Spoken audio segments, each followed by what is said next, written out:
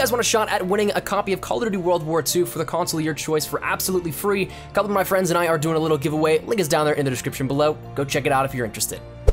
Sometimes it's really easy to see whenever a developer has less time to handle a project than that of somebody else. And that's something that Call of Duty really tried to tackle going into the 3-year development cycle by bringing on Sledgehammer as a main developer to that 3-year cycle. So instead of it just being Infinity Ward and Treyarch alternating years, each developer now has an additional year to work on their project to hopefully perfect it to a way that consumers definitely will be happy. The game is without as many bugs as possible, and essentially it's just a much better gaming experience.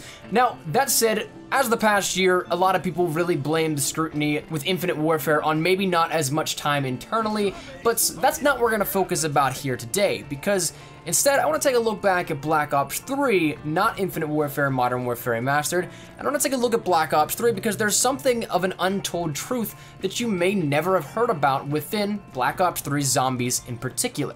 Now, a lot of people may or may not classify Black Ops 3 Zombies as one of their favorites for the Zombies mode in terms of both content that we got, storyline implications, the maps themselves, the weaponry, all that kind of stuff. I personally think that it might be up there for one of the top. I don't know if I'd personally put it in my top, but nonetheless, that is where it really comes down to personal preference and opinion. But one thing you may not have known is that that development cycle was actually probably half of what was initially anticipated. Now, take this how you will, but I think it speaks volumes of what we've been able to see as a community, both in terms of the reception because it's an awesome community, and secondly, because of the development prowess of Blundell and his team on Zombies.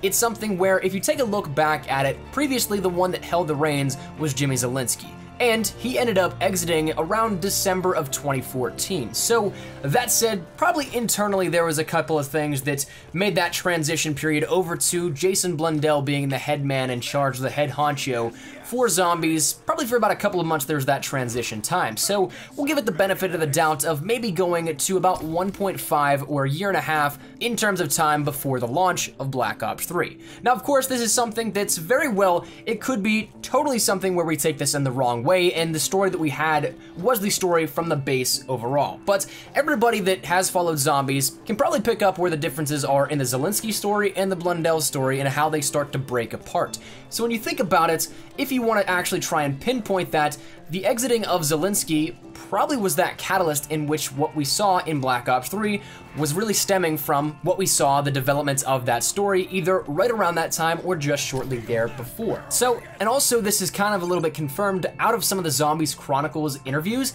It was mentioned in which there was practically only a 1.5 year cycle for the zombie storyline. So really what the point of this that I'm trying to get across is just how amazing the work that Treyarch put in was in such a short period of time.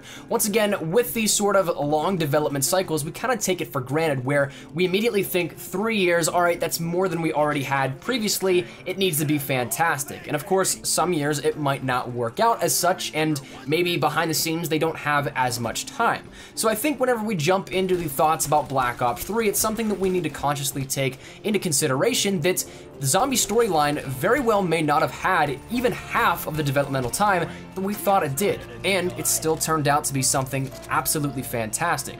Whereas maybe some other title or another game in or outside of the franchise might not have utilized that time as well, or may not have put out a product as great as the zombie storyline in Black Ops 3, it's something that Treyarch pulled it off. And really, while once again, there's not much more to it other than that, and really uncovering this little secret fact or whatever we want to put it, I think it's just amazing to think about, because when you take a look at how much really went into it that short of time, and of course, half of what we really expect, that's phenomenal. So really, when it comes down to it, I think the one thing that I take out of this, playing some Zombies as of recently, really starting to get back into the groove of Black Ops 3 Zombies, and outside of that Infinite Warfare Zombies that I've been in the past couple of weeks with all the DLC and everything, and having played that a little bit here and there, but getting back in the swing of it, thinking about this really just gives me a better appreciation for the game, the mode, and of course, the developmental team that worked on it. So that said, love to get your thoughts down there in the comment section down below. Did you guys know that this was about half half of what we really saw